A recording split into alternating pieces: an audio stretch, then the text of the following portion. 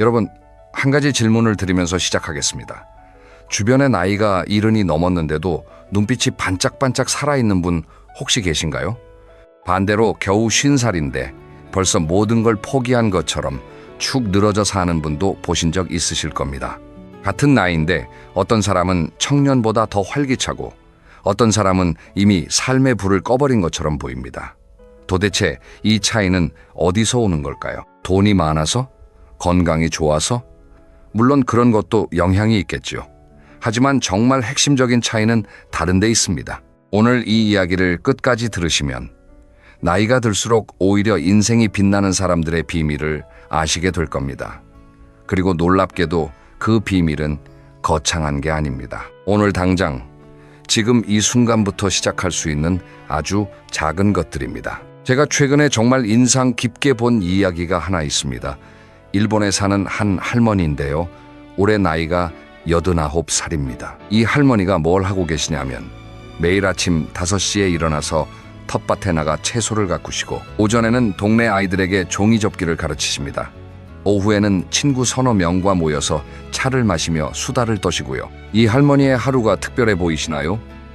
사실 하나하나 뜯어보면 대단한 건 아무것도 없습니다. 그런데 이 할머니를 직접 만난 사람들은 하나같이 이렇게 말합니다.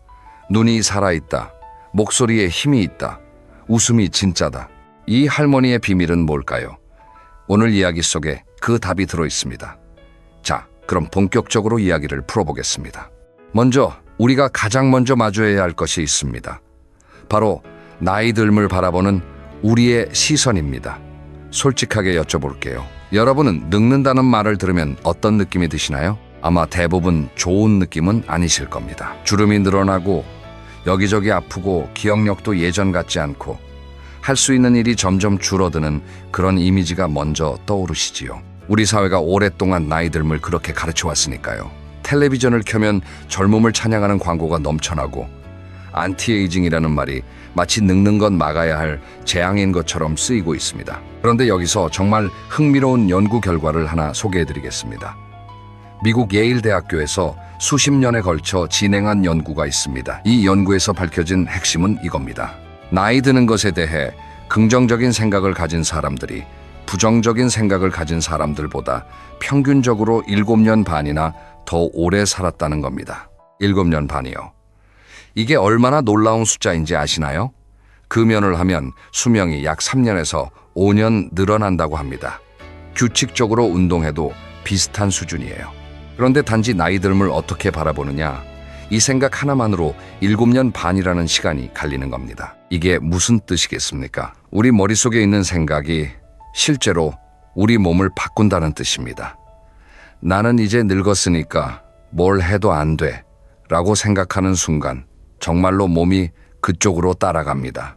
반대로 나이가 들면서 오히려 더 지혜로워지고 더 자유로워지고 더 나다워지고 있어 라고 생각하는 사람은 실제로 그렇게 됩니다.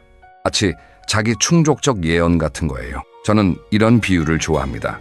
같은 나무를 봐도 어떤 사람은 잎이 다 떨어져서 볼품없다고 하고 어떤 사람은 가지의 형태가 이렇게 아름다웠구나, 잎에 가려져서 몰랐네 라고 합니다. 나무는 똑같은데 보는 시선에 따라 전혀 다른 풍경이 되는 거지요. 나이 듦도 마찬가지입니다.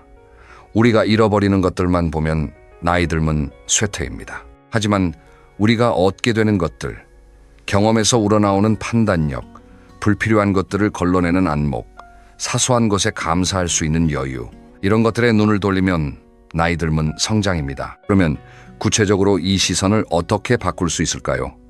거창한 걸 할 필요 없습니다. 아주 작은 것부터 시작하면 됩니다. 오늘 밤 잠들기 전에 딱 한 가지만 해보세요. 오늘 나이가 들었기 때문에 가능했던 일이 뭐가 있었을까? 이걸 떠올려 보시는 겁니다. 예를 들어 볼게요. 오늘 손주가 전화를 했는데 손주의 고민을 차분하게 들어줄 수 있었다. 이건 20대, 30대에 내가 할 수 있었을까요? 아마 어려웠을 겁니다. 그때는 나도 내 일에 치여서 남의 이야기를 들어줄 여유가 없었으니까요. 또 예를 들면 오늘 산책을 하면서 하늘이 참 예쁘다고 느꼈다. 젊었을 때는 하늘을 올려다볼 시간도 없이 바쁘게 살았는데 지금은 그 여유가 있다. 이런 것들이요. 매일 하나씩만 찾아보세요. 일주일이면 7개, 1개월이면 30개가 됩니다. 이 작은 습관이 쌓이면 나이 듦을 바라보는 여러분의 시선이 정말로 달라집니다. 그리고 한 가지 더 말씀드리고 싶은 게 있어요. 나이가 들었다는 표현 자체를 한번 바꿔보시면 어떨까요? 나이가 들었다 대신에 나는 오래 살아왔다 라고 해보세요. 같은 뜻인데 느낌이 완전히 다르지요? 오래 살아왔다는 말 속에는 그만큼의 경험, 그만큼의 이야기, 그만큼의 지혜가 담겨 있습니다. 여러분은 오래 살아온 사람입니다. 그건 부끄러운 게 아니라 자랑스러운 겁니다. 자, 이제 두 번째 이야기로 넘어가겠습니다. 시선을 바꿨으면 그 다음에 해야 할 일이 있습니다. 바로 비교를 내려놓는 겁니다. 여러분, 혹시 이런 경험 있으신가요? 오랜만에 동창 모임에 나갔는데 친구 하나가 이렇게 말합니다. 나 요즘 손주 데리고 미국 다녀왔어. 또 다른 친구는 우리 아들이 대기업 임원이 됐어 라고 합니다. 그 자리에서는 웃으며 축하해 주었는데 집에 돌아오니까 묘하게 마음이 무거워집니다. 내 인생은 뭐지? 나는 뭘 했지? 이런 생각이 스멀스멀 올라오는 거예요. 이거 아마 한 번쯤은 다 겪어보셨을 겁니다. 사실 비교는 인간의 본능입니다. 어릴 때부터 우리는 비교 속에서 살아왔어요. 학교 다닐 때는 성적 비교, 직장에 다닐 때는 연봉 비교, 승진 비교, 결혼하면 배우자 비교, 아이가 생기면 아이 비교, 평생을 비교하며 살아온 거예요. 그런데 문제는 나이가 들면 이 비교가 더 잔인해진다는 겁니다. 왜냐하면 젊었을 때는 비교해서 졌어도 다음에 만회하면 되지라는 희망이 있었거든요. 하지만 은퇴하고 나면 이제 만회할 기회가 없다는 느낌이 들기 때문에 비교의 상처가 훨씬 깊어집니다. 특히 은퇴 이후에 자존감이 크게 흔들리는 분들이 많습니다.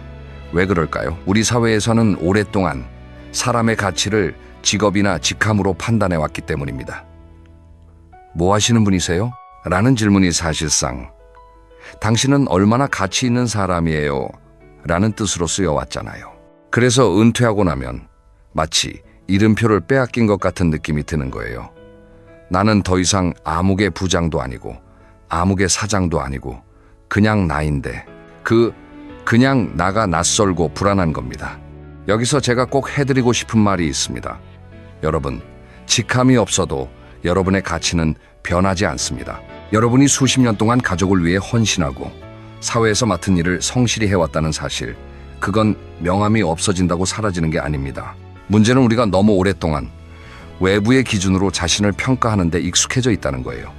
이제는 그 기준을 바꿔야 할 때입니다. 비교를 완전히 안 할 수는 없습니다. 아까 말씀드렸듯이 본능이니까요. 하지만 비교의 대상을 바꿀 수는 있습니다. 남과 비교하는 대신에 어제의 나와 비교하는 겁니다. 어제보다 오늘 30분 더 걸었다면 그게 성장입니다. 어제는 짜증을 냈는데 오늘은 한 번 참았다면 그것도 성장입니다. 어제는 하루 종일 텔레비전만 봤는데 오늘은 책 10쪽을 읽었다면 그것도 대단한 전진입니다. 남의 인생과 비교하면 끝이 없지만 어제의 나와 비교하면 매일 이길 수 있습니다. 이 작은 승리들이 모이면 자존감이 살아납니다. 제가 아까 잠깐 일본 이야기를 했는데요. 정말 감동적인 이야기를 하나 더 해드리겠습니다. 일본의 한 시골 마을에 할머니 5분이 모여서 작은 가게를 여셨습니다. 나이가 가장 어린 분이 72, 가장 많은 분이 87이었습니다.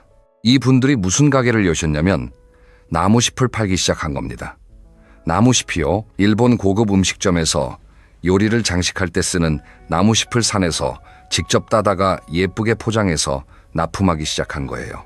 처음에는 주변에서 다 비웃었습니다. 그 나이에 무슨 장사를 해? 하지만 이 할머니들은 개의치 않으셨어요. 결과가 어떻게 됐을까요? 이 작은 나무숲 사업이 연간 2억 원이 넘는 매출을 올렸습니다. 하지만 진짜 중요한 건 돈이 아닙니다. 이 할머니들이 사업을 시작한 뒤로 마을의 분위기가 완전히 달라졌다고 합니다. 할머니들의 눈빛이 달라지고 걸음걸이가 달라지고 목소리가 달라졌다는 거예요. 매일 아침 산에 올라가서 나무숲을 고르는 일이 이분들에게는 세상에서 가장 신나는 일이 된 거지요. 이 할머니들은 아무하고도 비교하지 않았습니다. 그냥 자기들이 할 수 있는 일, 자기들의 환경에서 가능한 일을 찾아서 했을 뿐입니다. 비교를 내려놓으니까 비로소 자기만의 길이 보인 겁니다. 여러분도 마찬가지입니다. 남의 인생을 부러워할 시간에 내 인생에서 아직 피지 않은 꽃을 찾아보세요. 반드시 있습니다. 나이가 들었다고 꽃이 없는 게 아니에요. 아직 때가 안 와서 피지 않았을 뿐입니다. 그리고 한 가지 팁을 드리자면, 동창 모임이나 친구 모임에 나갈 때 마음의 준비를 하나 하고 가세요. 오늘은 남의 이야기를 들을 때 비교하지 않고 진심으로 기뻐해 주자. 이렇게 마음 먹고 가면 신기하게도 마음이 편해집니다. 친구가 잘 돼서 자랑하면 오, 정말 대단하다. 나도 기분 좋다. 라고 진심으로 말해보세요. 처음에는 좀 어색할 수 있어요. 하지만 남의 행복을 진심으로 기뻐해 줄 수 있는 사람은 자기 자신도 행복해지는 법입니다. 이게 마음의 여유이고, 이 여유는 나이가 들어야 비로소 가질 수 있는 귀한 선물입니다. 자, 여기까지 두 가지 이야기를 했습니다. 첫 번째는 나이 듦을 바라보는 시선을 바꾸는 것, 두 번째는 남과의 비교를 내려놓는 것. 이 두 가지만으로도 삶이 한결 가벼워질 겁니다. 하지만 아직 이야기가 더 남아 있습니다. 세 번째 이야기는 우리 몸에 대한 겁니다. 아무리 마음이 건강해도 몸이 따라주지 않으면 멋있는 인생을 살기 어렵죠. 그런데 여기서 많은 분들이 큰 오해를 하고 계십니다. 운동을 해야 하는 건 아는데 이 나이에 무슨 운동을 해? 혹은 젊었을 때 안 하던 운동을 이제 와서 시작해봤자 뭐가 달라지겠어? 이렇게 생각하시는 분들이 꽤 많습니다. 결론부터 말씀드리면 완전히 틀린 생각입니다. 왜 틀렸는지, 그리고 어떻게 하면 되는지 지금부터 자세히 말씀드리겠습니다. 우리 몸은 나이에 상관없이 움직임에 반응합니다. 이게 핵심입니다. 80살이 넘은 분도 근력 운동을 시작하면 근육이 자랍니다. 물론 20대처럼 빠르게 자라지는 않겠지만 분명히 자랍니다. 이건 희망사항이 아니라 과학적으로 입증된 사실입니다. 실제로 여러 연구에서 80대, 90대 어르신들이 간단한 근력 운동을 12주 동안 했더니 근력이 30% 이상 증가했다는 결과가 나왔습니다. 그러면 구체적으로 뭘 하면 될까요? 여기서 중요한 건 헬스장에 가서 무거운 바벨을 들라는 게 아니라는 겁니다. 우리에게 필요한 건 생활 속 움직임입니다. 가장 좋은 운동이 뭔지 아세요? 걷기입니다. 하루에 30분만 걸으세요. 30분이 부담스러우시면 15분씩 2번으로 나눠도 됩니다. 아침에 15분, 저녁에 15분. 이것만으로도 놀라운 변화가 일어납니다. 걷기가 우리 몸에 미치는 영향을 간단히 말씀드리면요. 첫째, 심장이 튼튼해집니다. 혈액순환이 좋아져서 혈압이 안정되고 심혈관 질환의 위험이 크게 줄어듭니다. 둘째, 뇌가 활성화됩니다.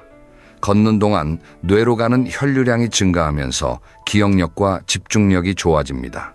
실제로 매일 걷는 습관을 가진 노인 그룹이 그렇지 않은 그룹에 비해 치매 발생률이 40%나 낮았다는 연구 결과도 있습니다. 셋째, 기분이 좋아집니다. 걸으면 엔도르핀이라는 호르몬이 나오는데 이게 천연 항우 우울제 역할을 합니다. 우울하고 무기력할 때 억지로라도 밖에 나가서 걸으면 기분이 나아지는 걸 경험해 보신 분 있으실 거예요. 그게 바로 이 엔도르핀 덕분입니다. 걷기와 함께 꼭 강조하고 싶은 게 하나 더 있습니다. 바로 근력입니다. 나이가 들면 자연스럽게 근육이 줄어듭니다. 40대부터 매년 약 1%씩 근육이 감소한다고 합니다. 이게 별거 아닌 것 같지만 10년이면 10%, 20년이면 20%가 줄어드는 거예요. 근육이 줄어들면 어떻게 될까요? 가장 무서운 건 낙상입니다. 넘어지는 거요. 젊었을 때야 넘어져도 털고 일어나면 되지만 나이가 들면 한 번의 낙상이 인생을 완전히 바꿔놓을 수 있습니다. 고관절 골절이라도 되면 오랫동안 침대에 누워 있어야 하고 그동안 근육은 더 빠지고 우울해지고 악순환이 시작됩니다. 그래서 근력이 중요한 겁니다. 그래, 근력이 중요한 건 알겠어. 그런데 어떻게 하라고? 이렇게 물으실 분들을 위해 정말 쉬운 방법 몇 가지를 알려드리겠습니다. 저는 이걸 냉장고 앞 운동이라고 부릅니다. 왜 냉장고 앞이냐고요? 어차피 하루에 여러 번 냉장고 앞에 서게 되잖아요. 물 마시려고, 반찬 꺼내려고, 과일 꺼내려고. 그때마다 냉장고 문을 열기 전에 스쿼트를 5개만 하세요. 스쿼트라고 해서 어렵게 생각하실 필요 없습니다. 의자에 앉았다 일어나는 동작, 그게 스쿼트입니다. 냉장고 앞에 서서 천천히 앉았다 일어났다 5번. 하루에 냉장고 앞에 5번 간다고 치면 25개를 하게 됩니다. 이것만으로도 허벅지 근육이 유지되고 강화됩니다. 또 하나, 양치질할 때 까치발 들기를 해보세요. 양치질하는 동안 발꿈치를 살짝 들었다 내렸다를 반복하는 겁니다. 하루에 2번 양치질을 하시니까 자연스럽게 하루 2번 종아리 운동을 하게 되는 거예요. 종아리는 제2의 심장이라고 불릴 정도로 혈액순환에 중요한 역할을 합니다. 종아리 근육이 튼튼하면 하체의 혈액이 심장으로 잘 돌아가서 붓기도 줄고 혈액순환도 좋아집니다. 이런 생활 밀착형 운동의 장점은 뭐냐면 따로 시간을 내지 않아도 된다는 겁니다. 운동복으로 갈아입을 필요도 없고 헬스장에 갈 필요도 없습니다. 일상생활 속에서 자연스럽게 몸을 움직이는 거예요. 이렇게 작은 움직임들을 하루에 여러 번 반복하면 그 효과는 생각보다 굉장히 큽니다. 마지막으로 한 가지만 더 말씀드릴게요. 운동을 시작하실 때 절대로 무리하지 마세요. 젊었을 때는 이 정도 했는데 하면서 갑자기 과격한 운동을 하시면 오히려 몸을 다칩니다.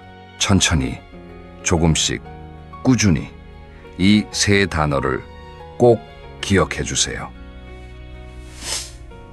오늘 5개 했으면 내일도 5개, 모레도 5개, 일주일쯤 지나서 좀 괜찮다 싶으면 그때 6개, 7개로 늘리면 됩니다. 급할 거 하나도 없습니다. 우리에게는 시간이 있으니까요. 자, 여기까지 몸에 대한 이야기를 했습니다. 정리하면 이렇습니다. 걷기와 근력, 이 2가지만 챙기세요. 하루 30분 걷기와 생활 속 근력 운동, 이것만으로도 여러분의 몸은 확실히 달라집니다. 그리고 몸이 달라지면 마음도 달라집니다. 아침에 일어났을 때 몸이 가벼우면 하루를 시작하는 기분 자체가 다르잖아요. 이게 선순환입니다. 4번째 이야기로 넘어가겠습니다. 이번에는 사람, 관계에 대한 이야기입니다. 여러분, 인생에서 가장 중요한 게 뭘까요? 여러 가지 답이 있겠지만 결국 마지막에 남는 건 사람입니다. 돈이 아무리 많아도 곁에 사람이 없으면 외롭고 건강이 좋아도 함께 웃을 사람이 없으면 허전합니다. 그런데 나이가 들면 관계에도 큰 변화가 찾아옵니다. 젊었을 때는 사람이 많았습니다. 학교 동창, 직장 동료, 거래처 사람, 동네 모임 사람들, 만나야 할 사람, 만나고 싶은 사람이 넘쳐났지요. 하지만 은퇴하고 아이들이 독립하고 시간이 지나면서 하나둘씩 연락이 끊기기 시작합니다. 예전에는 전화기에 저장된 번호가 수백 개였는데 지금 진짜 전화할 수 있는 사람은 몇 명이나 되시나요? 솔직히 한 손으로 꼽을 수 있을 만큼 적은 분들도 많으실 겁니다. 이때 많은 분들이 서운해하시고 외로워하십니다.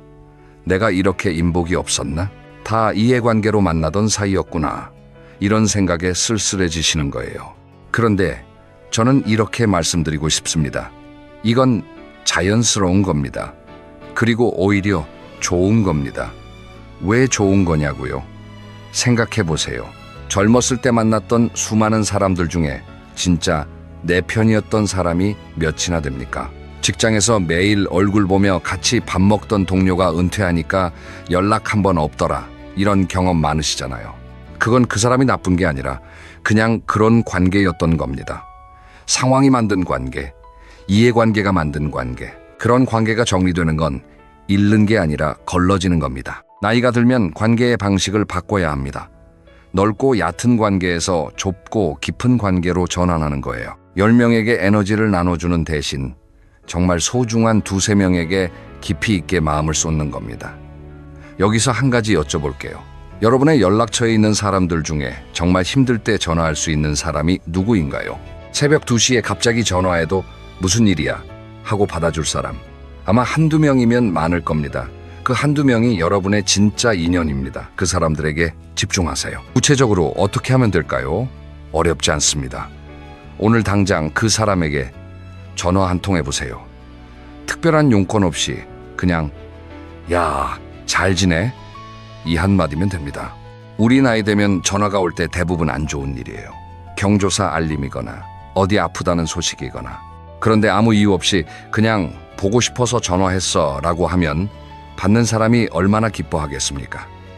그리고 그 기쁨은 전화를 건 여러분에게도 고스란히 돌아옵니다. 또 하나 중요한 건 감정 에너지를 빼앗는 사람을 멀리하는 겁니다. 만나고 나면 꼭 기분이 가라앉는 사람이 있지요. 험담만 하는 사람, 만날 때마다 자기 자랑만 하는 사람, 남의 길을 꺾는 말만 하는 사람. 젊었을 때는 사회생활 때문에 어쩔 수 없이 만나야 했지만 이제는 그럴 필요가 없습니다. 내 에너지는 내가 지킨다. 이 말을 마음에 새기세요.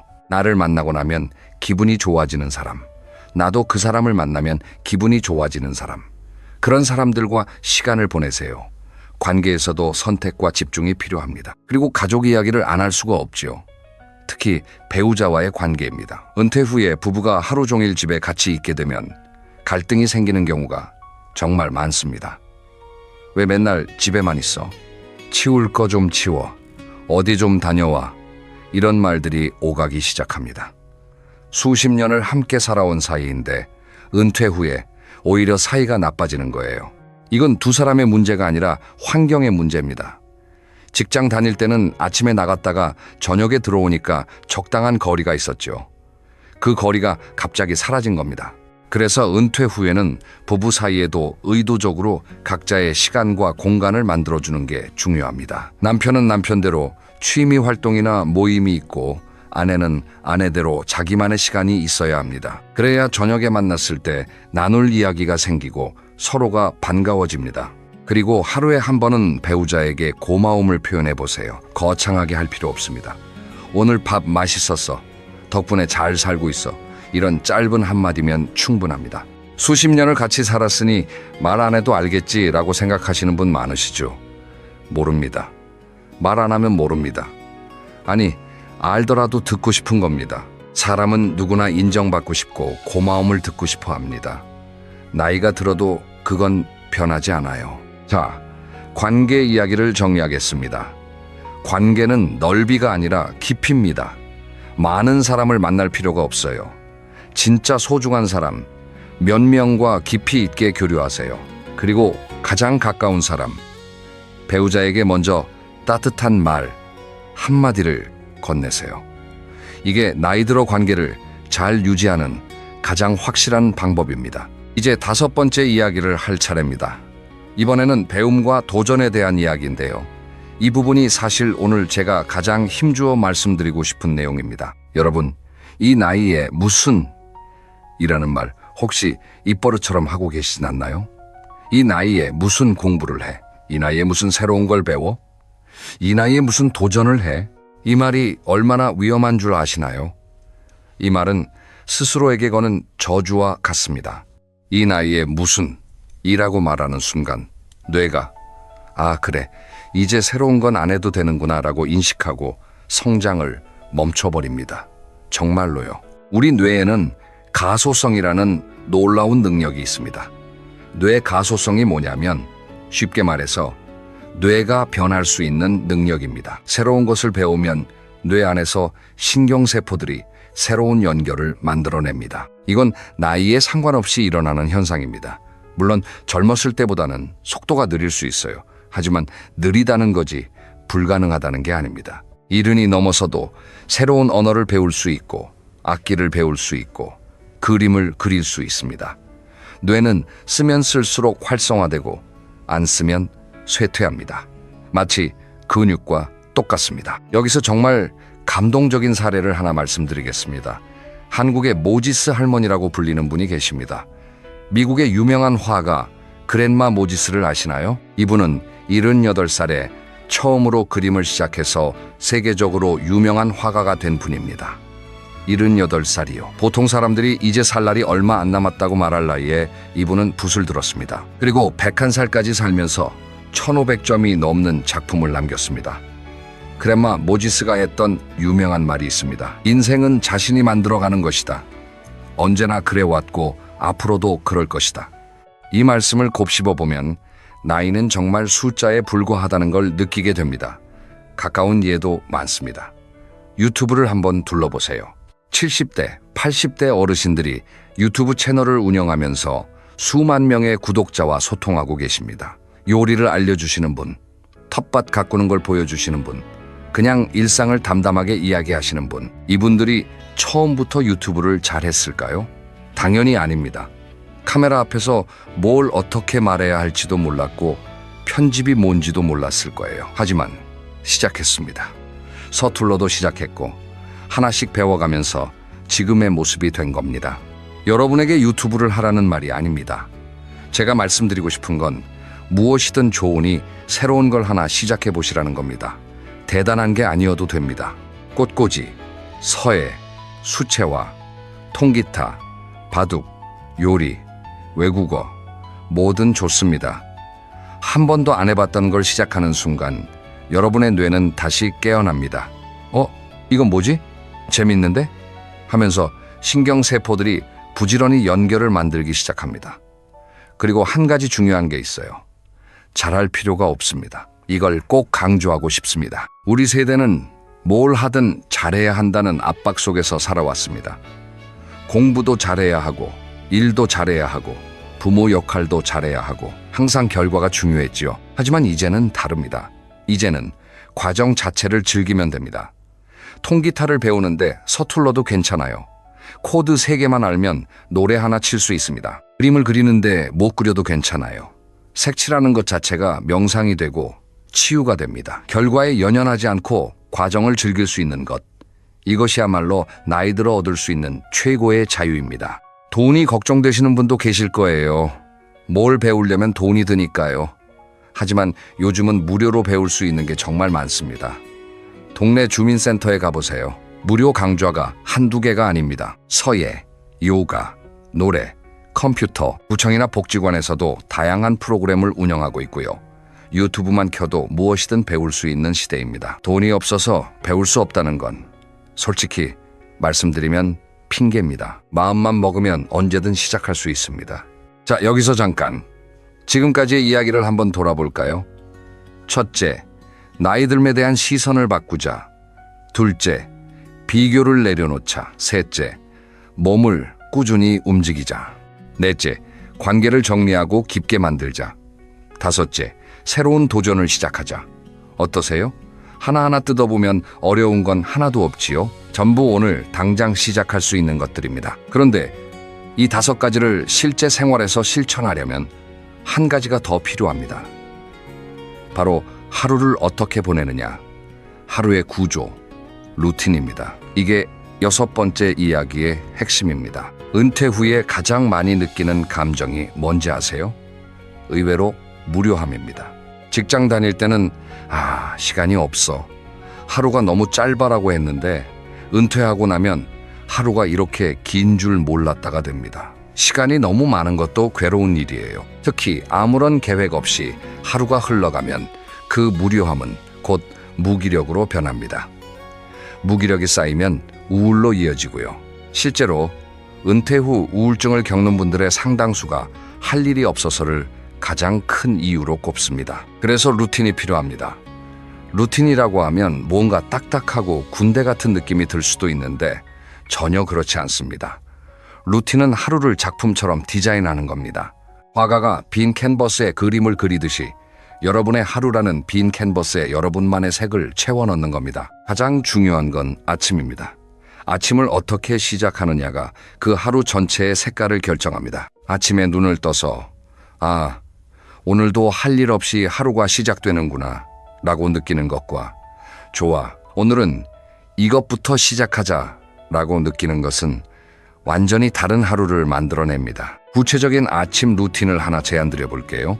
아침에 일어나면 먼저 커튼을 열어서 햇빛을 받으세요.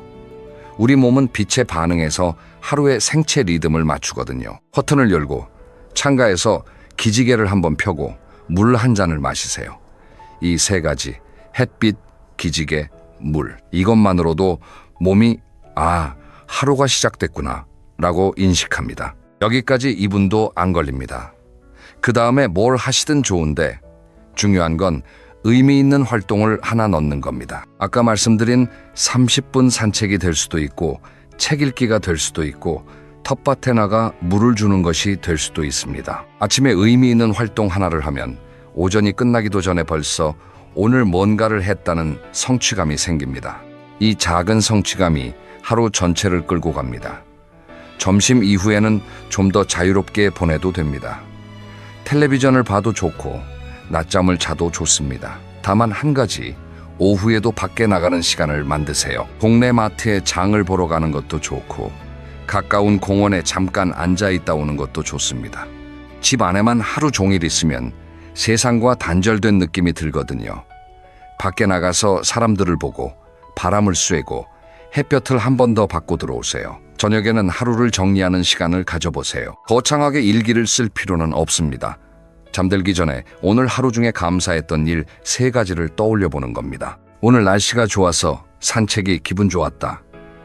점심에 먹은 된장찌개가 맛있었다. 저녁에 손주한테서 전화가 와서 목소리를 들었다. 이렇게 아주 사소한 것이라도 좋습니다. 감사할 일을 찾으려고 하다 보면 하루가 나름대로 충만했다는 걸 깨닫게 됩니다. 이런 루틴을 한 2개월 정도 유지해 보세요. 처음에는 좀 어색할 수 있어요. 평생 남이 정해준 일정에 맞춰 살다가 처음으로 자기가 자기 하루를 디자인하는 거니까요. 하지만 1달, 2달 지나면 몸에 배기 시작합니다. 그리고 루틴이 몸에 배면 놀라운 일이 일어납니다. 무기력이 사라집니다. 할 일 없이 하루가 길다는 느낌이 하루가 금방 간다로 바뀝니다. 작은 성취감이 매일 쌓이니까 자존감이 올라가고 자존감이 올라가니까 더 뭔가를 하고 싶어지는 선순환이 시작되는 거예요. 한 가지 더 말씀드리면 루틴은 고정불변이 아닙니다. 여러분의 컨디션에 따라, 계절에 따라, 상황에 따라 유연하게 바꾸면 됩니다. 몸이 안 좋은 날은 산책 대신 집에서 스트레칭만 해도 되고 비가 오는 날은 밖에 나가는 대신 집에서 좋아하는 음악을 들어도 됩니다. 중요한 건 루틴의 형식이 아니라 하루의 의미를 부여하는 습관 자체입니다. 여러분, 혹시 이런 말 들어보셨나요? 하루하루를 마지막 날처럼 살아라. 좋은 말인데 좀 무겁지요? 저는 이 말을 이렇게 바꾸고 싶습니다. 하루하루를 작품처럼 살아라. 매일이 걸작일 필요는 없습니다. 스케치만 있는 날도 있고 색칠만 한 날도 있고 그냥 물감을 이리저리 섞어본 날도 있을 수 있어요. 하지만 매일 캔버스 앞에 앉는 것, 그게 중요합니다. 그러다 보면 1년이 지나고 3년이 지나고 5년이 지났을 때 뒤돌아보면 멋진 전시회 하나가 완성되어 있을 겁니다. 여러분의 인생이라는 전시회가요. 자, 이제 오늘의 이야기를 마무리할 시간이 왔습니다. 길지만 함께 해주셔서 진심으로 감사드립니다. 오늘 이야기한 내용을 한 문장씩 정리해드리겠습니다. 첫째, 나이 듦을 바라보는 시선을 바꾸세요. 나이 듦은 쇠퇴가 아니라 성장입니다. 둘째, 남과의 비교를 내려놓으세요. 비교의 대상은 남이 아니라 어제의 나입니다. 셋째, 몸을 꾸준히 움직이세요. 하루 30분 걷기와 생활 속 근력 운동이면 충분합니다. 넷째, 관계를 정리하고 진짜 소중한 사람과 깊이 교류하세요. 오늘 전화 한 통이면 됩니다. 다섯째, 작은 도전을 시작하세요. 뭐든 좋으니 한 번도 안 해왔던 걸 해보세요. 여섯째, 하루를 작품처럼 디자인하세요. 아침 루틴 하나가 인생을 바꿉니다. 이 6가지를 오늘 다 하실 필요 없습니다. 딱 한 가지만 고르세요. 가장 마음에 와닿는 것 한 가지. 그리고 오늘부터 시작하세요. 그 한 가지가 여러분의 인생에 작은 변화를 만들 겁니다. 그리고 그 작은 변화가 또 다른 변화를 불러오고 또 다른 변화를 불러와서 결국 여러분의 남은 인생 전체가 달라질 겁니다. 나이가 드는 건 멈출 수 없습니다. 하지만 나이 드는 방식은 우리가 선택할 수 있습니다. 위축되고 움츠러드는 나이 듦을 선택할 수도 있고 매일 조금씩 더 빛나는 나이 듦을 선택할 수도 있습니다. 오늘 이 영상을 끝까지 들으신 여러분은 이미 빛나는 쪽을 선택하신 겁니다. 다음 영상에서는 나이가 들수록 건강해지는 식습관, 특히 우리 세대에 꼭 맞는 식사법에 대해 이야기해 보려고 합니다. 50대 이후에 반드시 챙겨야 할 영양소, 피해야 할 음식, 그리고 간단하게 실천할 수 있는 식단 팁까지 알차게 준비하겠습니다. 기대해 주세요. 오늘도 들어주셔서 감사합니다. 여러분의 하루하루가 점점 더 멋진 작품이 되기를 진심으로 응원합니다. 그럼 다음 영상에서 또 뵙겠습니다. 여러분, 치킨 좋아하시지요? 우리나라 사람이라면 누구나 좋아하는 그 바삭한 치킨. 그런데 그 치킨이 한 사람의 인생을 통째로 집어삼킬 수 있다는 걸 아십니까? 저는 지금 수원 외곽의 보증금 500만 원짜리 고시원에서 이 이야기를 들려드리고 있습니다. 방 크기가 2평도 안 됩니다. 팔을 뻗으면 양쪽 벽에 손이 닿고요. 창문은 있는데 열면 바로 옆 건물 벽이라 햇빛이 들어오지 않습니다. 2년 전만 해도 저는 경기도 용인의 아파트에서 살았습니다. 37년을 한 직장에서 근무하고 받은 퇴직금 3억 원이 통장에 있었고요. 매달 국민연금 150만 원이 들어왔습니다. 아내와 함께 저녁마다 동네 공원을 산책하는 것이 가장 큰 행복이었습니다. 그런데 지금 저는 64살의 독거노인입니다. 퇴직금 3억 원은 단 6개월 만에 공기처럼 사라졌고요. 38년을 함께한 아내는 이혼 서류를 남기고 떠났습니다. 친구도 없고 자식도 연락이 뜸합니다. 하루 한 끼를 고시원 공용 주방에서 라면으로 때우면서 매일 아침 거울을 보고 제 자신에게 묻습니다. 상철아, 너는 그때 왜 그랬니? 오늘 제 이야기는 여러분께 드리는 경고장입니다. 퇴직금을 들고 자영업을 시작하려는 분, 치킨집이든 카페든 식당이든 내 가게 하나 차리면 사장님 소리 들으며 살 수 있다고 믿고 계신 분, 제발 이 이야기를 끝까지 들어주십시오. 제 3억 원이 어떻게 6개월 만에 증발했는지, 그리고 돈이 사라진 뒤에 아내마저 떠나는 것이 얼마나 처참한 일인지 제 입으로 직접 말씀드리겠습니다. 저는 25살에 수원의 한 전자부품 회사에 입사했습니다. 생산관리 부서의 말단 사원으로 시작해서 37년 동안 한 번도 이직하지 않았습니다. 아침 7시에 출근해서 저녁 8시에 퇴근하는 생활이 거의 매일이었고요. 주말 특근도 마다하지 않았습니다. 한여름 에어컨도 없는 공장에서 땀에 절은 작업복을 입고 라인을 돌리면서도 불평 한 번 하지 않았습니다. 이유는 하나였습니다. 집에 가면 아내 영희 씨가 차려놓은 밥상이 있었고 어린 아들 민수가 아빠하고 뛰어왔기 때문입니다. 월급은 많지 않았지만 아내가 살림을 잘했습니다. 10원 한 장도 허투루 쓰지 않았고요. 외식은 1년에 손에 꼽을 정도였습니다. 그렇게 한 푼 두 푼 모아서 용인의 아파트를 장만했고 아들 대학 등록금도 대고 결혼 자금도 보태주었습니다. 정년 퇴직을 하던 날 회사에서 조촐한 송별회를 해주더라고요. 김상철 과장님, 37년간 수고 많으셨습니다. 동료들이 박수를 치는데 눈물이 나더군요. 기쁜 눈물인지 서운한 눈물인지 모르겠습니다. 퇴직금으로 3억 원을 받았습니다. 37년 동안 제 청춘과 건강을 바친 대가치고는 적다는 생각도 들었지만 통장에 3억이라는 숫자가 찍힌 것을 보니 가슴이 벅찼습니다. 여기에 아파트 시세가 4억 원 정도였으니까 총 자산이 7억 원이 넘었습니다. 연금 150만 원의 아내와 둘이서 알뜰하게 살면 충분하다고 생각했습니다. 퇴직 후 첫 속 다른 천국이었습니다. 아침에 눈을 떠도 알람 소리가 없다는 것이 이렇게 행복한 일인지 몰랐습니다. 아내와 아침을 느긋하게 먹고 동네 뒷산을 산책하고 오후에는 도서관에서 책을 읽었습니다. 가끔 옛 동료들이 전화해서 상철이 형 퇴직하니까 좋지? 하고 물으면 저는 웃으면서 대답했습니다. 야, 이 맛에 퇴직하는 거다. 그런데 말입니다. 석 달이 지나니까 무언가 허전하더라고요. 매일 같은 일상이 반복되니까 제가 쓸모없는 사람이 된 것 같은 기분이 드는 겁니다. 공장에서는 김 과장님 하면서 저를 찾는 사람이 항상 있었는데 퇴직하니까 아무도 저를 필요로 하지 않았습니다. 아내에게 말하기도 민망하고 친구들에게 말하기도 체면이 상하고요. 그 공허함이 서서히 저를 갉아먹기 시작했습니다. 남들은 퇴직 후 우울증이라고 하던데 저는 그때 그게 뭔지 정확히 몰랐습니다. 그냥 뭐라도 해야 할 것 같은 불안감이 하루 종일 가슴을 짓눌렀습니다. 그러던 어느 날이었습니다. 아들 민수가 명절에 집에 와서 저녁을 먹다가 이런 말을 하더라고요. 아버지, 요즘 퇴직하신 분들 치킨집 많이 하시던데요. 아버지 친구분 중에 장사 잘 되는 분도 있다면서요? 별 생각 없이 던진 말이었을 겁니다. 하지만 그 한마디가 제 머릿속에 씨앗처럼 밝혔습니다. 치킨집. 그래, 치킨집이면 나도 할 수 있지 않을까. 기술이 필요한 것도 아니고 본사에서 다 알려준다고 하니까 며칠 뒤 저는 인터넷으로 프랜차이즈 치킨 브랜드를 검색하기 시작했습니다. 놀랍게도 수십 개의 브랜드가 나오더군요. 저마다 월 매출 3천만 원 이상 가능, 본사 전폭 지원, 초보자도 성공 같은 문구를 내걸고 있었습니다. 그 화려한 숫자들이 제 눈을 사로잡았습니다. 월 매출 3천만 원이면 재료비와 인건비 빼고 순이익이 700만 원에서 800만 원은 된다고 나와 있었습니다.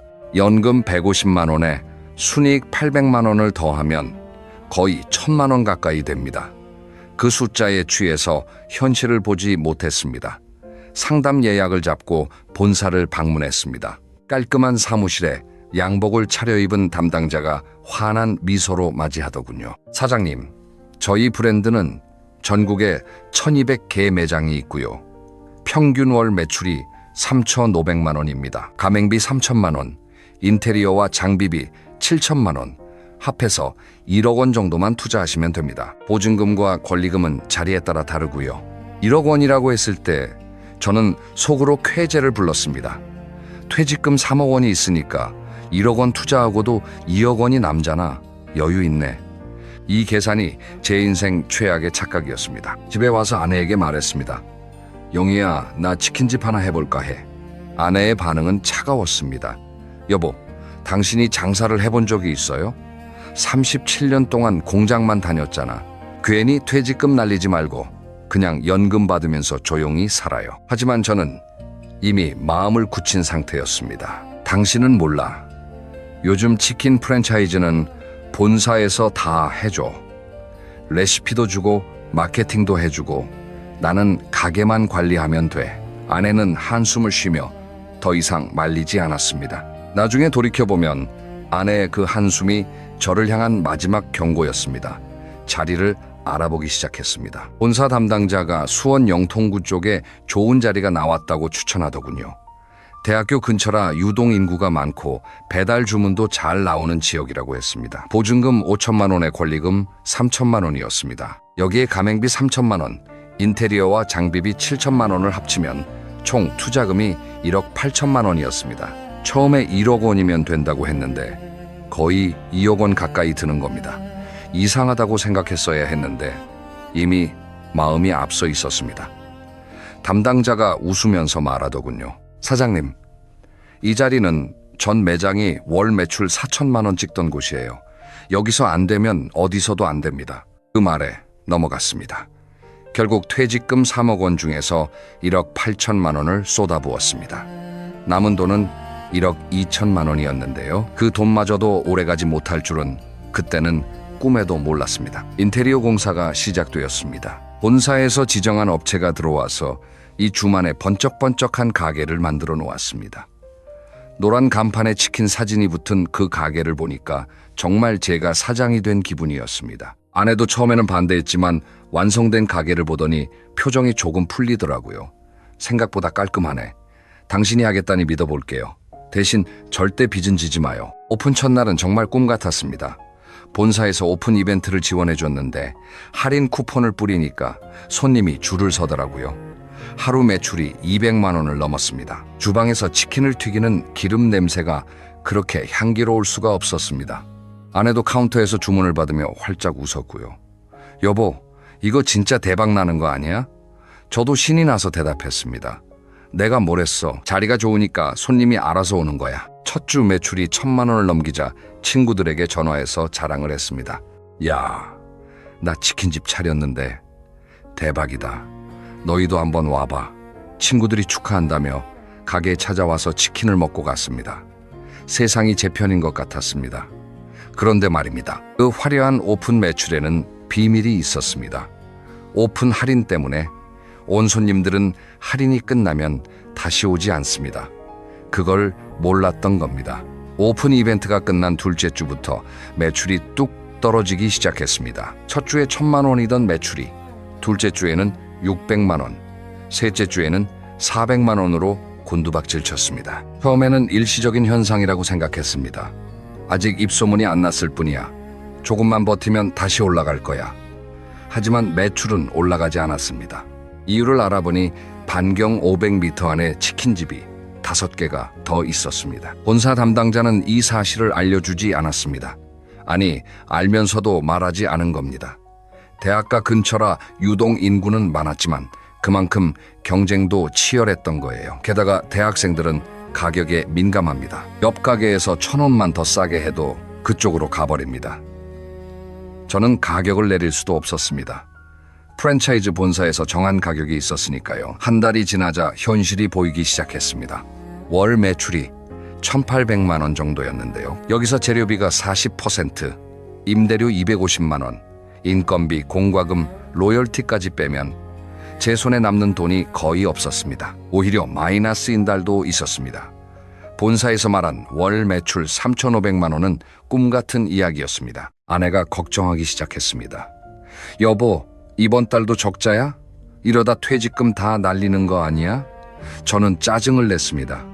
아직 2달밖에 안 됐는데 뭘 그래. 장사가 원래 처음에는 힘든 거야. 하지만 속으로는 불안했습니다. 남은 현금 1억 2천만 원이 매달 적자를 메우느라 눈에 보이게 줄어들고 있었거든요. 매달 300만 원에서 400만 원씩 빠져나갔습니다. 이 속도라면 1년도 안 돼서 돈이 바닥날 판이었습니다. 3달째 되던 무렵 본사에서 연락이 왔습니다. 사장님, 매출이 좀 부진하시죠? 저희가 신메뉴 출시, 프로모션을 준비했는데 참여하시면 매출이 올라갈 겁니다. 다만 신메뉴용 장비를 추가 구매하셔야 합니다. 금액은 1,500만 원이었습니다. 여기에 매장 리뉴얼 비용까지 합치면 2천만 원이 넘었습니다. 본사는 도움을 주는 척하면서 계속 돈을 뽑아가고 있었던 겁니다. 하지만 지푸라기라도 잡는 심정으로 돈을 냈습니다. 결과는 달라지지 않았습니다. 4달째. 저는 이를 악물고 배달에 집중하기로 했습니다. 배달 앱에 광고비를 넣고 할인 쿠폰을 뿌렸습니다. 주문이 조금 늘기는 했는데 문제가 있었습니다. 배달 앱 수수료가 매출의 20%가 넘었거든요. 거기에 할인 비용, 포장 용기 값까지 합치면 배달한 건 하고 남는 돈이 거의 없었습니다. 팔면 팔수록 적자라는 말이 이런 건지 처음 알았습니다. 아내 영희 씨가 보다 못해서 가게에 나오기 시작했습니다. 인건비를 아끼려면 우리가 직접 해야 한다면서요. 60이 넘은 사람이 하루에 10시간씩 치킨을 튀기기 시작한 겁니다. 기름 냄새가 머리카락에 배서 가마도 빠지지 않았고 뜨거운 기름이 튀어서 팔뚝에 화상 자국이 생겼습니다. 아내의 손은 갈라지고 거칠어졌습니다. 38년 동안 살림만 하면서 곱게 살던 사람이 말입니다. 여보, 나 이제 괜찮아요. 치킨 튀기는 것도 이제 좀 익숙해졌어. 아내는 웃으면서 말했지만 밤마다 어깨가 아프다고 끙끙거리는 소리가 들렸습니다. 미안했습니다. 하지만 그 미안함보다 가게를 살려야 한다는 절박함이 앞섰습니다. 인간이 궁지에 몰리면 가장 가까운 사람의 고통에 둔감해지더라고요. 그게 제가 저지른 가장 큰 죄였습니다. 5달째 상황은 더 악화되었습니다.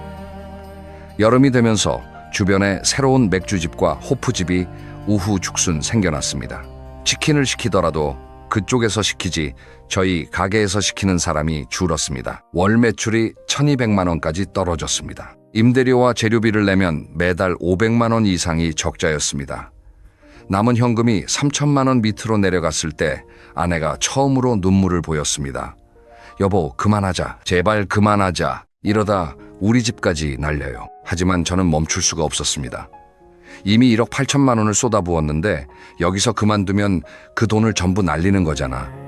조금만 더 버티면 괜찮아질 거야. 이게 바로 매몰 비용의 함정이라는 겁니다. 이미 쓴 돈이 아까워서 더 쓰게 되고 더 쓰다 보면 돌이킬 수 없는 구렁텅이로 빠져드는 겁니다. 저는 그 함정을 알면서도 빠져나오지 못했습니다. 결국 저는 아내 몰래 대출을 받았습니다. 용인 아파트를 담보로 5천만 원을 빌렸습니다. 아내에게 약속한 절대 빚은 지지 않겠다는 말을 스스로 깨트린 겁니다. 그 돈으로 2달만 더 버텨보자고 생각했습니다. 하지만 2달은 아무것도 바꾸지 못했습니다. 매출은 계속 떨어졌고 빚만 늘어났습니다. 6달째 결국 올 것이 오고야 말았습니다. 월말에 임대료를 내야 하는데 통장에 돈이 없었습니다. 재료업체에서 외상 대금을 독촉하는 전화가 오기 시작했고요. 카드 결제 대금도 밀리기 시작했습니다. 어느 날 아침 가게 문을 열려는데 손이 떨리더라고. 안으로 들어가면 또 적자라는 현실을 마주해야 한다는 게 두려웠습니다. 저는 그날 가게 앞벤치에 앉아서 한참을 울었습니다. 지나가는 사람들이 쳐다보든 말든 눈물이 멈추지 않았습니다. 아내에게 전화했습니다. 영희야, 나 솔직히 말할 게 있어. 아파트 담보로 5천만 원 빌렸어. 미안해. 전화기 너머로 한참 동안 아무 소리도 들리지 않았습니다. 그리고 아내의 목소리가 들렸는데 그건 분노도 아니고 슬픔도 아닌 차갑게 얼어붙은 체념이었습니다. 당신 나한테 약속했잖아. 빚은 안 진다고. 결국 그 약속도 거짓말이었네. 폐업을 결정했습니다. 하지만 폐업도 공짜가 아니었습니다. 프랜차이즈 계약서에는 3년 이내 폐업 시 위약금 2천만 원이라는 조항이 있었습니다. 계약할 때 분명히 설명을 들었을 텐데 저는 기억이 나지 않았습니다. 아마 그때 장밋빛 미래에 눈이 멀어서 작은 글씨를 읽지 않았겠지요. 인테리어 철거 비용에 원상복구 비용까지 합치면 폐업하는 데만 3천만 원이 넘게 들었습니다. 장비를 중고로 팔아봤자 투자한 금액의 10분의 1도 안 되는 헐값이었습니다. 남은 현금으로 위약금과 밀린 대금을 처리하고 나니 통장에 남은 돈이 200만 원이었습니다. 정리해 보겠습니다. 퇴직금 3억 원 중에서 가맹비, 인테리어, 보증금, 권리금으로 1억 8천만 원, 운영 적자 메우는데 7천만 원, 대출이자와 폐업 비용으로 3천만 원, 아파트 담보대출 5천만 원은 빚으로 고스란히 남았습니다. 결론적으로 3억 원을 모두 날리고 5천만 원의 빚까지 진 겁니다. 37년의 세월이 6개월 만에 마이너스로 바뀌었습니다. 가게 문을 닫은 날, 빈 매장에 혼자 서서 천장을 올려다보았습니다. 6개월 전 이 자리에서 환한 조명 아래 손님들이 치킨을 먹으며 웃던 소리가 환청처럼 들렸습니다. 이제 남은 것은 기름때가 낀 환풍기와 씁쓸한 실패뿐이었습니다. 바깥으로 나와서 간판을 올려다봤습니다. 저 간판 다는 데만 800만 원이 들었지. 쓴 웃음이 나왔습니다. 집에 돌아오니 아내가 거실에 앉아 있었습니다. 밥도 안 차리고 텔레비전도 안 켜고 그냥 벽만 바라보고 있더라고요. 영희야 미안해. 제가 먼저 말을 꺼냈습니다. 아내는 고개를 천천히 돌려서 저를 보았는데 그 눈빛을 잊을 수가 없습니다. 원망도 분노도 아닌 오랫동안 쌓인 실망이 가득한 눈빛이었습니다. 당신은 37년 동안 성실하게 살았잖아요. 그게 당신의 장점이었어. 근데 왜 하필 장사를 하겠다고 한 거예요? 당신은 장사꾼이 아니잖아. 아내의 말이 가슴에 비수처럼 꽂혔습니다. 맞는 말이었기 때문입니다. 저는 사장이 되고 싶었던 게 아니라 퇴직 후에 공허함을 채우고 싶었던 겁니다. 그 공허함의 대가가 3억 원이라니 너무 비싼 수업료였습니다. 그 뒤로 집 안 분위기가 급격히 나빠졌습니다. 아내와 저는 같은 공간에 있으면서도 대화가 없었습니다. 밥을 차려 놓아도 같이 먹지 않았고 잠을 자도 서로 등을 돌리고 누웠습니다. 38년 동안 한 번도 이런 적이 없었는데 돈이 사라지니까 부부 사이에 보이지 않는 벽이 쌓이더라고요. 결정타는 대출 독촉이었습니다. 아파트 담보대출 5천만 원의 이자를 제때 내지 못하자 은행에서 연락이 왔습니다. 연금 150만 원으로는 이자와 생활비를 동시에 감당할 수 없었거든요. 은행에서 상환 계획을 제출하라고 했는데 쓸 수 있는 게 없었습니다. 어느 날 저녁이었습니다. 아내가 옷장에서 짐을 꺼내기 시작하더군요. 영희야, 뭐 하는 거야? 아내는 대답하지 않고 묵묵히 가방에 옷을 넣었습니다. 나 언니네 가서 좀 지낼게요. 당신 얼굴 보면 숨이 막혀서 못 살겠어. 영희야, 제발. 내가 잘못했어. 다시 일어설 수 있어. 연금이라도 있잖아. 아내가 돌아서며 한마디를 내뱉었습니다. 연금? 그 연금도 이자 내면 남는 게 없잖아. 당신은 나한테 평생 고생시켜놓고 마지막에 퇴직금마저 날려버렸어. 나는 이제 내 인생을 살고 싶어. 현관문이 닫히는 소리가 아파트 전체에 울렸습니다. 38년의 세월이 문 하나를 사이에 두고 끝이 난 겁니다. 저는 한참 동안 닫힌 문을 바라보다가 그 자리에 주저앉았습니다. 울음소리가 텅 빈 거실에 메아리처럼 퍼졌습니다. 그때 깨달았습니다. 3억 원을 잃은 것보다 사람을 잃는 것이 100배, 1000배 더 아프다는 것을요. 이혼 서류는 2달 뒤에 왔습니다. 아내의 언니를 통해서 전달받았는데 봉투를 열어보는 손이 떨렸습니다. 재산 분할이라고 할 것도 없었습니다. 남은 재산이 아파트뿐이었는데 그마저 대출이 끼어 있어서 팔아봤자 얼마 남지 않았거든요. 결국 아파트를 팔았습니다. 대출금을 갚고 아내 몫을 정리하고 나니 제 손에 남은 돈은 1,500만 원이었습니다. 37년 월급에서 시작한 7억 원의 자산이 1,500만 원으로 줄어든 겁니다. 그 돈을 들고 수원 외곽의 고시원에 입주했습니다. 보증금 500만 원, 월세 35만 원, 2평짜리 방이 제 새로운 삶의 전부가 되었습니다. 고시원 생활이 시작된 첫날, 좁은 방에 누워서 천장을 보았습니다. 용인 아파트의 넓은 거실이 떠올랐고 아내가 차려주던 저녁 밥상이 떠올랐고 가게 오픈날 손님들이 줄을 서던 풍경이 떠올랐습니다. 전부 다 지나간 일이었습니다. 이제 남은 건 연금 150만 원과 고시원 공용 주방의 라면뿐이었습니다. 가장 힘든 건 새벽이었습니다. 고시원 벽이 얇아서 옆방 사람의 코 고는 소리가 다 들렸는데요. 그 소리를 들으면서 아내의 숨소리가 그리워지는 겁니다. 38년 동안 옆에서 들었던 그 익숙한 숨소리가 사람이 이렇게 그리울 수 있다는 걸 돈을 다 잃고 나서야 알았습니다. 친구들도 연락이 끊겼습니다. 치킨집 대박이라며 축하해주던 사람들, 형님 한턱 내세요 하던 사람들, 제가 망했다는 소식이 돌자 전화번호가 바뀌기라도 한 것처럼 연락이 없더라고요. 돈이 있을 때의 인간관계가 얼마나 허망한 것인지 뼈저리게 느꼈습니다. 3달 정도 지났을 때였습니다. 저녁에 편의점에서 삼각김밥을 사들고 고시원으로 돌아오는 길이었는데 익숙한 뒷모습이 보였습니다. 횡단보도 건너편에서 장바구니를 들고 걸어가는 여자. 걸음걸이가 아내 영희 씨와 너무 닮았습니다. 뛰어가서 확인하고 싶었는데 다리가 움직이지 않았습니다. 만약 정말 아내라면 뭐라고 말해야 할지 이 꼴로 마주칠 용기가 나지 않았거든요. 그날 밤 잠이 오지 않았습니다. 머릿속에서 아내의 마지막 말이 계속 맴돌았습니다. 나는 이제 내 인생을 살고 싶어. 저는 아내에게 어떤 인생을 준 걸까요? 37년 동안 공장에서 번 돈으로 먹고 살게는 해줬지만 마지막에 퇴직금을 몽땅 날려서 거리에 나앉게 만들었습니다. 은퇴하면 여행 다니자, 맛있는 것 먹으러 다니자 했던 약속은 전부 거짓말이 되었습니다. 하지만 여러분, 사람이 바닥을 치면 2가지 중 하나입니다. 그대로 주저앉거나 아니면 일어서거나. 저는 일어서기로 했습니다. 아침에 눈을 뜨면 고시원 공용 화장실에서 세수를 하고 거울을 봅니다. 상처라. 오늘도 살아있으니 된 거다. 매일 그렇게 제 자신에게 말했습니다. 가장 먼저 한 일은 주민센터를 찾아가는 것이었습니다. 제가 받을 수 있는 복지 혜택을 하나하나 알아봤습니다. 기초연금과 국민연금을 합치면 월 200만 원 정도가 되었는데요. 고시원 월세를 내고 나면 165만 원이 남았습니다. 거기서 공과금과 통신비를 빼면 생활비는 140만 원 정도. 넉넉하지는 않지만 라면만 먹지 않아도 되는 금액이었습니다. 그리고 일자리를 찾았습니다. 64시면 취직이 쉽지 않지만 아파트 단지 경비원 자리가 났더라고요. 주변은 적었지만 사람을 만나고 대화를 나눌 수 있다는 것이 좋았습니다. 고시원 방에 혼자 있으면 생각이 너무 많아지는데 일을 하면 그런 생각이 좀 줄어들거든요. 한 가지 말씀드리고 싶은 게 있습니다. 제가 경비실에서 근무하면서 놀란 것이 있는데요.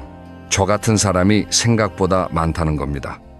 퇴직금 들고 자영업 했다가 망한 사람, 자녀 사업 지원해줬다가 돈 날린 사람, 부동산 투자 잘못해서 집까지 잃은 사람, 아파트 단지 경비원들 중에 이런 분들이 한둘이 아니었습니다. 다들 한때는 과장님, 부장님 소리 들으며 살던 분들인데 말이에요. 지금 제가 있는 곳은 고시원에서 나와 수원의 한 임대주택입니다. 경비원 일을 하면서 조금씩 모아서 보증금을 마련했고요. 방 한 칸짜리 작은 집이지만 저만의 공간이 있다는 것이 감사합니다. 아침에 눈을 떠서 마시는 인스턴트 커피 한 잔이 치킨집 사장이라고 잘난 척할 때 마시던 비싼 커피보다 마음이 편합니다. 아내의 소식은 아들을 통해 가끔 듣습니다. 언니네 집 근처에서 작은 식당의 주방 일을 하며 살고 있다고 하더군요. 보고 싶냐고요? 매일 보고 싶습니다. 하지만 찾아가지는 않습니다. 퇴직금을 날리고 빚까지 안겨준 남편이 빈손으로 찾아가 봤자 짐만 될 뿐이니까요. 자, 이제 제 이야기의 마지막입니다. 이 바닥까지 떨어지면서 뼛속 깊이 깨달은 것들을 여러분께 전해드리겠습니다. 첫째, 퇴직금으로 자영업을 하지 마십시오. 냉정하게 들리실 수 있습니다. 하지만 30년 넘게 회사원으로 살아온 사람이 갑자기 장사를 잘할 수 있는 확률은 매우 낮습니다. 프랜차이즈 본사가 보여주는 매출 자료는 전부 가장 잘 되는 매장의 숫자입니다. 현실은 전혀 다릅니다. 통계를 보면 자영업의 5년 생존율이 30%도 안 됩니다. 10명이 시작하면 7명은 망한다는 뜻입니다. 퇴직금은 여러분이 30년 넘게 몸을 갈아서 번 돈입니다. 그 돈을 30%도 안 되는 확률에 거는 것은 도박과 다르지 않습니다. 둘째, 사장이라는 타이틀에 속지 마십시오. 퇴직 후에 가장 위험한 것이 뭔지 아십니까? 공허함입니다. 김 과장님, 박 부장님 하던 사람들이 갑자기 아무 호칭 없이 살게 되면 자존감이 무너집니다. 그 공허함을 채우려고 사장님 소리 듣겠다며 가게를 차리는 겁니다. 하지만 여러분, 사장이라는 이름표가 여러분을 행복하게 해주지 않습니다. 진짜 행복은 아침에 아내가 차려주는 밥 한 끼, 저녁에 같이 산책하는 그 소박한 일상에 있었습니다. 저는 그걸 잃고 나서야 알았습니다. 셋째, 살고 있는 집을 담보로 절대 빚을 내지 마십시오. 집은 여러분의 마지막 보루입니다. 사업이 안 되면 접으면 됩니다.